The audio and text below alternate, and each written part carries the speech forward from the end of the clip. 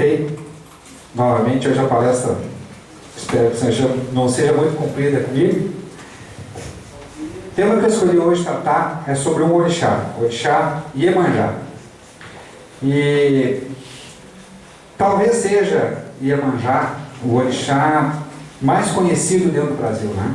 A gente vê diversos lugares do Brasil, praças, praias, né? Imagens de Iemanjá em espaços públicos, privados. E eu acho, meu achômetro assim, que Iemanjá e Ogum talvez sejam os orixás mais conhecidos no Brasil como um todo. E eu acho que Iemanjá ainda é a mais conhecida, né, dos orixás.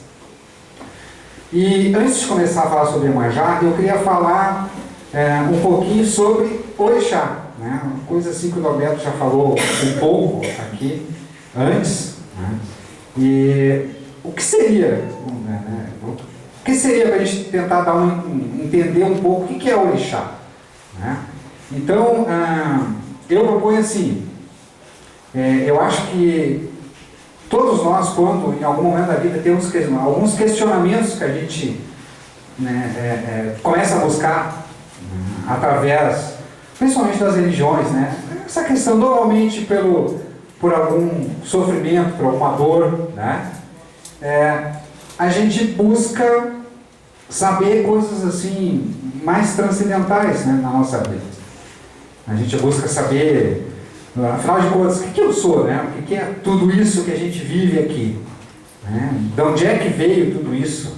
Para onde é que tudo isso vai?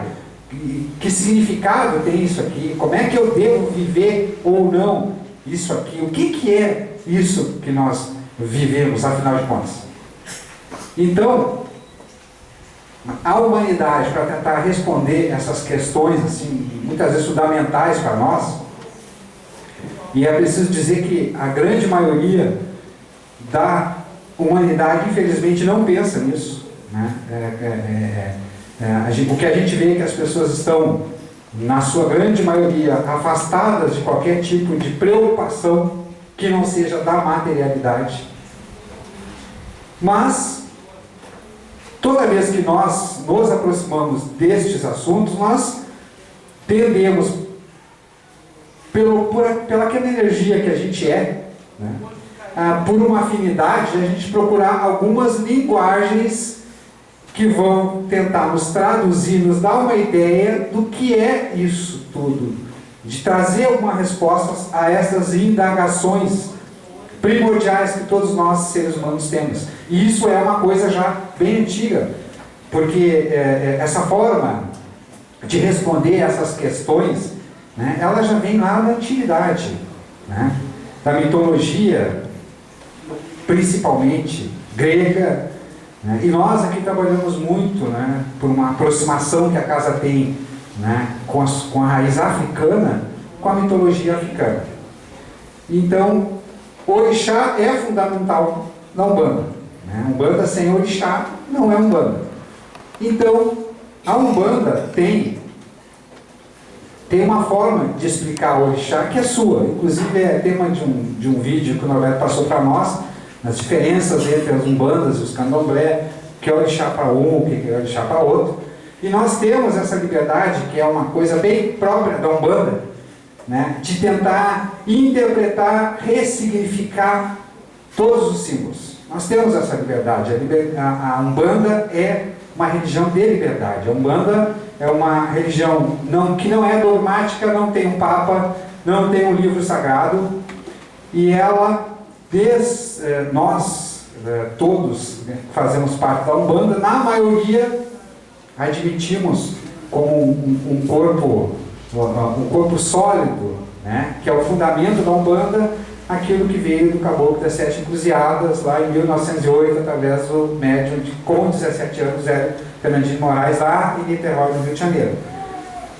E lá, né, lá está os fundamentos da Umbanda. O que é? Manifestação do espírito da caridade. Então, gratuidade, né, a Umbanda segue a ética cristã, né, a Umbanda segue e prega o Evangelho, embora não seja católica, né? Por isso nós estamos aqui hoje, né? Nós não seguimos o ritual, né, da Igreja Católica, mas somos cristãos também. Então, dentro dessa liberdade que a Umbanda tem, inclusive tem uma pessoa lá de Santos, eu sempre esqueço aqui, o Manuel Lopes, do Núcleo de Estudos Mata Verde lá de Santos, que ele faz uma ideia assim, a Umbanda é como se fosse uma rede. Vocês imaginem uma rede aqui, né, no chão, e tem os pontos se cruzando, né, na rede. E a Umbanda, assim, tem terreiros que estão mais aproximados, por exemplo, do africanismo, que é o nosso caso, terreiros mais aproximados do catolicismo, do espiritismo, do esoterismo e muitos outros ismos que eu até esqueci. E isso é uma coisa legítima, nós temos direito a isso. No nosso modo de ver, respeitado aquele núcleo duro da Umbanda, que faz a Umbanda ter a sua identidade, né, nós temos essa liberdade. Então, exercitando essa liberdade, né, que a Umbanda nos dá, é nesse contexto que podemos situar o início do entendimento sobre os orixás. E, por certo, existem várias compreensões sobre esse tema, desde aquelas que nos chegam da África, até as religiões de matriz africana espalhadas pelas Américas, como a santeria em Cuba, candomblé, a nação, Umbanda, no Brasil, todas justas e legítimas. Na Umbanda, ou pelo menos na nossa compreensão da Umbanda, nos socorreremos de Ramatiz pela psicografia de Norberto Peixoto. Abre aspas. A Umbanda crê num ser supremo, o Deus único, criador de todas as religiões monoteístas. Os 7 orixás são emanações da divindade, como todos os seres criados. Essa frase está lá no livro Jardim dos Orixás. Abre aspas. Os orixás são aspectos da divindade, altas vibrações cósmicas que se rebaixam até nós, propiciando a apresentação da vida em todo o universo. Fecha aspas, do livro A Missão da Umbanda. Então, aqui a gente já pode ter uma ideia, né? Uma ideia mais simples da gente tentar entender, né, do que a gente entende como orixá. Altas vibrações cósmicas. Eu achei um texto que eu não anotei, infelizmente, a autoria na internet, que eu acho que traduz muito bem essa ideia de vibração, né? Um dado característico do exercício da religião de Umbanda é o uso como fonte de trabalho dessas energias ou faixas vibratórias. A essa faixa vibratória de alta força energética chamamos orixás, usando um vocábulo de origem urbana que tem como significado dono da cabeça. Quando se fala em 7 linhas da Umbanda, refere-se aos 7 padrões de vibrações diferentes que a Umbanda trabalha. A Umbanda movimenta-se como uma faixa vibratória que é subdividida em 7. A essas faixas energéticas damos o nome de orixás. Então, o que a gente pode entender disso, pelo menos que eu entendo? Digamos que a Umbanda se organizou para trabalhar em determinada faixa vibratória, né? E lembrando que Einstein dizia o quê? Né? Que a energia é matéria, que a matéria é energia, como é que ele dizia? Congelada. Condensada pelo rebaixamento vibratório. Então, assim, tudo no universo é vibração, né? Então, a Umbanda trabalha dentro de uma faixa vibratória. E dentro dessa faixa vibratória que a Umbanda trabalha, nós podemos dividi-la em 7 para a nossa compreensão, né? Inicialmente. E cada uma delas expressa atributos da divindade, do único Deus monoteísta que nós somos, né? Que pode ter o nome que quiser, Zambi, Ludumare, Deus, não importa, é um Deus, né? Mas para a nossa compreensão, nós dividimos os atributos de Deus dentro dessa faixa vibratória que nós trabalhamos em 7. E aí, estas faixas vibratórias manifestam os 7 sentidos da vida, que a gente pode dizer. Oxalá, por exemplo, representado nessa imagem aqui. Oxalá manifesta o sentido da fé. O amor em Oxum, o conhecimento em Oxóssi, a justiça em Xangô, a lei em Ogum, a evolução em Amuru e a geração em Iemanjá. Não existe um espírito chamado Xangô, mas um grupo de espíritos trabalhando numa determinada faixa energética chamada de Xangô. Da mesma forma, Iemanjá não é um espírito, mas sim uma faixa vibratória onde vários espíritos se agrupam por afinidades e trabalham numa função específica que comporta a vibração de Iemanjá. E vão sintonizar também com os arquétipos, esses modelos que estão impregnados no subconsciente da humanidade e que se manifestam no terreiro, principalmente nas incorporações. Mas vão igualmente estabelecer, por analogia, todas as ligações simbólicas do orixá. Todo orixá tem cor, pedra, ferramenta, etc. E talvez o mais importante, vai estabelecer as características de seus filhos. Uma coisa interessante da gente notar é o seguinte: esse arquétipo do orixá, quem já teve a oportunidade, por exemplo, de assistir Incorporação, né, a gente consegue ver pessoas que não têm nenhuma vivência mediúnica de Umbanda, de orixá, que de repente começam a incorporar em determinado lugar, né, de uma determinada forma arquétipa, aquilo que vem lá do subconsciente, ela acessa, parece um conhecimento que é comum à humanidade, e começa a incorporar o orixá da forma que se incorpora lá no terreiro de Umbanda, de Candomblé, da mesma forma, sem ter aquele conhecimento, por experiência. Né?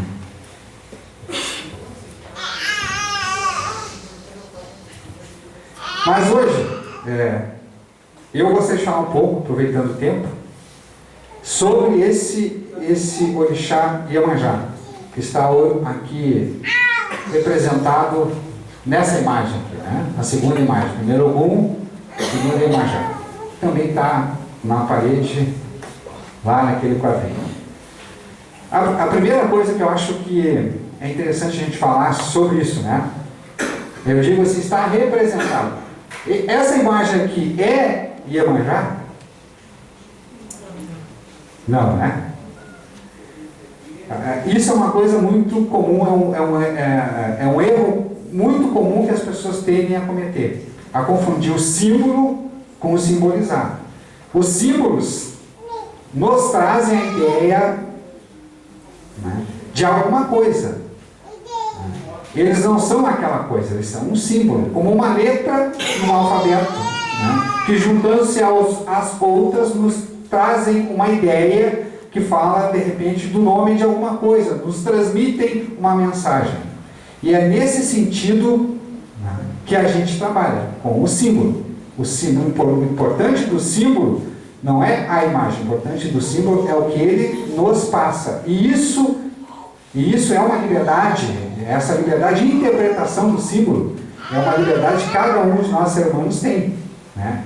O Ori, que nós temos, como o Norberto falou aqui, todos nós temos essa responsabilidade de buscar as nossas respostas. Ninguém tem o direito de impor resposta nenhuma para a nossa divindade, para nós mesmos. Se nós não admitimos alguma coisa como verdade para nós, ninguém vai fazer isso. Então, nós temos essa obrigação, buscar a representação do símbolo. E Iemanjá é um símbolo. E eu gostaria de falar nesse sentido. Ela é uma faixa vibratória que a Umbanda trabalha e ela é um símbolo. Símbolo de alguma coisa. E eu tentei, nesses dias que antecederam hoje, a buscar alguma coisa assim, minha, para falar sobre Iemanjá. Porque se qualquer um de vocês abrir qualquer livro, Iemanjá, Rainha dos Mares, Mãe, né? E tal, aquela ideia bem comum que vocês podem achar facilmente. Mas eu pensei muito e achei assim, água. Água é um elemento primordial. Quando a gente fala em Iemanjá, vem a ideia de água, mar, né?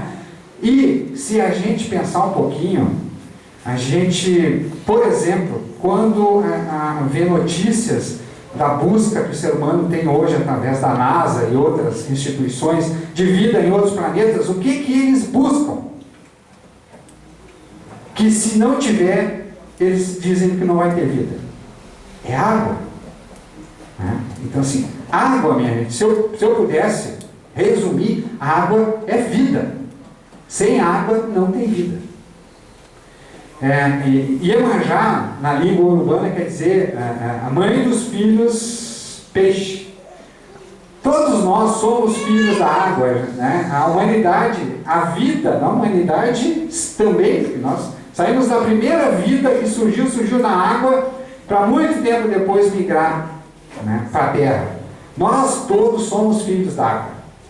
A água, resumindo muito, é a mãe de tudo. É a mãe de toda a vida. Iemanjá simboliza a mãe da vida. A mãe da vida. Qual é a primeira preocupação de Iemanjá? Dessa vibratória de Iemanjá e de todo que vai caracterizar muito aqueles que são seus filhos. O que a gente quer dizer quando é filho de Iemanjá? Agora referiu ali, nós temos o orixá de frente, né? Que é o orixá, digamos assim, que a gente mais tem que trabalhar na vida, né? Os filhos de Iemanjá são aqueles que têm Iemanjá de frente, que por circunstâncias de vidas passadas agora tem que trabalhar as características de Iemanjá. A vida vai lhes apresentar situações que elas vão ter que aplicar a energia de Iemanjá, né? Então, Iemanjá cuida de tudo, no meu modo de ver, que tem a ver com manter a vida, a preocupação com a vida, principalmente para nós, estamos falando de nós, principalmente vou falar seres humanos, né? Iemanjá tem um mito iorubá que diz o seguinte: Iemanjá era casado com Oxalá, e Oxalá era quem fazia os homens, fazia o corpo dos homens, né? E depois, Olodumare, Deus dava aquele sopro que dava vida. Mas ele é o pai da humanidade, porque ele fabricava os corpos dos homens. E todos os orixás tinham atribuições, tinham seus reinos, cuidavam de alguma coisa, né? Oxum cuidava do amor, da geração, né? Ogum cuidava do trabalho, Xangô da justiça. Todos eles tinham uma atribuição, mas Iemanjá não. Iemanjá era casada com Oxalá e a ela cabia cuidar da casa. E aí já vem uma característica dos filhos de Iemanjá. Os filhos de Iemanjá não gostam muito, né, de rotina, né? Essa coisa da coisa que se torna sempre a mesma coisa maltrata muito o filho de Iemanjá. E ela não tinha nada além de cuidar do que isso. Então ela começou a falar muito, a reclamar muito para Oxalá, até o ponto que Oxalá, estou resumindo muito esse mito, tá? Vocês me perdoem. Até o ponto que Oxalá ficou meio doido.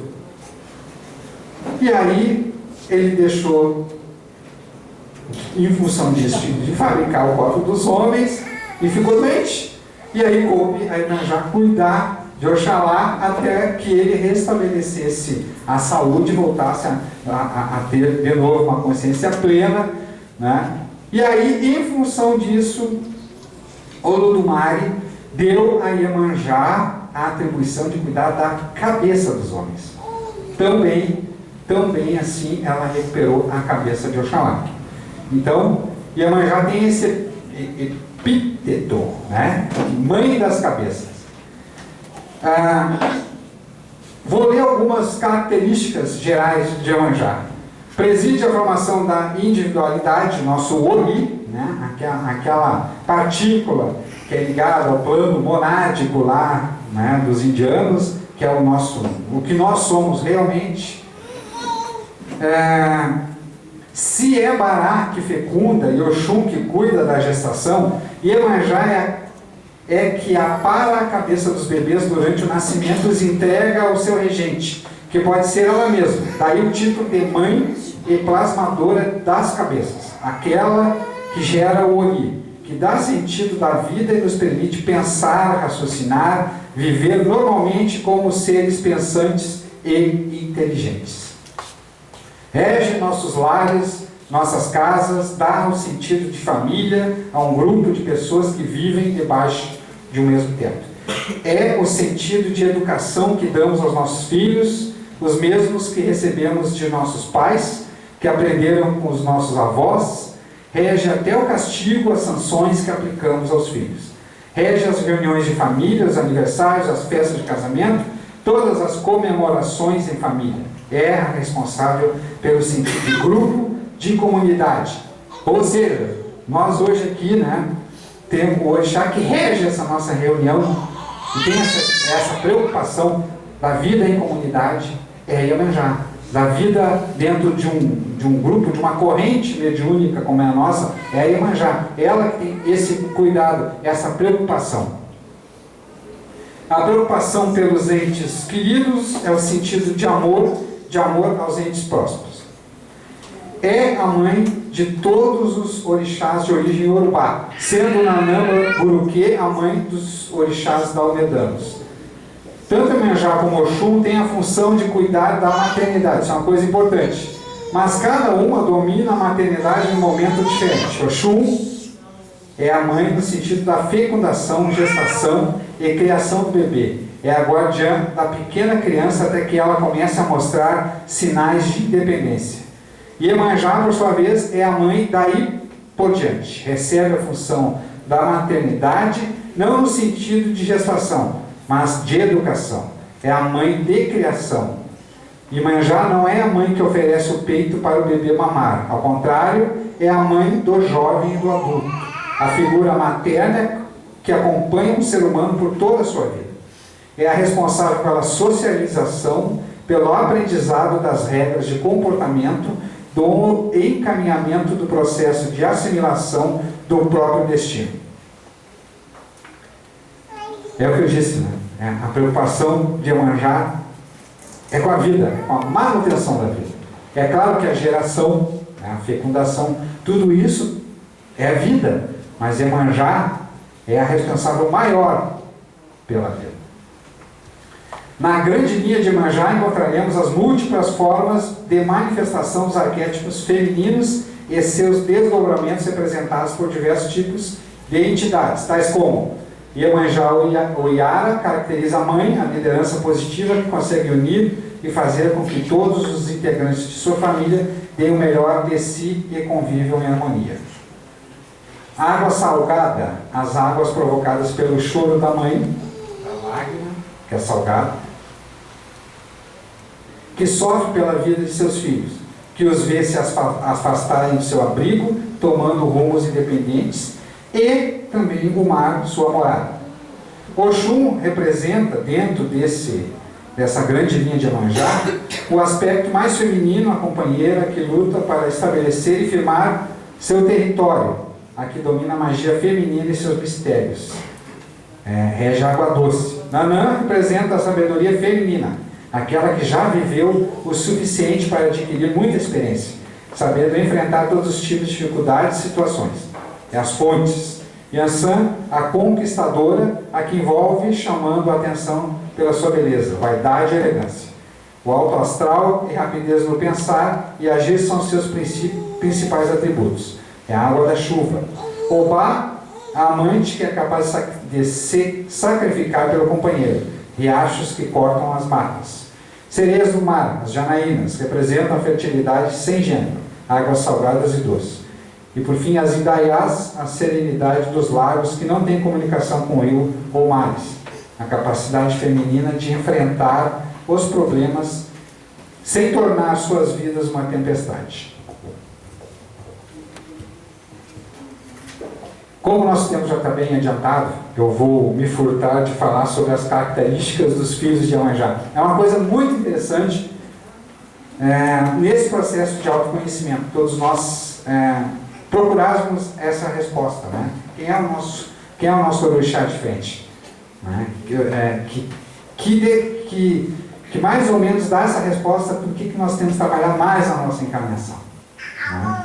Então, é uma coisa que a gente pode chegar a essa ideia lendo essas características dos filhos de cada orixá, mal comparando, como se fosse o signo de cada pessoa. Né? Cada orixá, cada pessoa tem um tipo que se encaixa dentro dessas características dos filhos de cada orixá.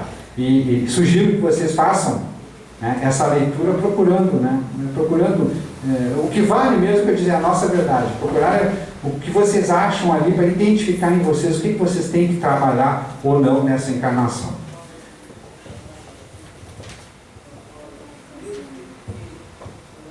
Então, dado o avançado da hora, eu vou encerrando por aqui. Agradeço a paciência de vocês. Vamos passar agora para o nosso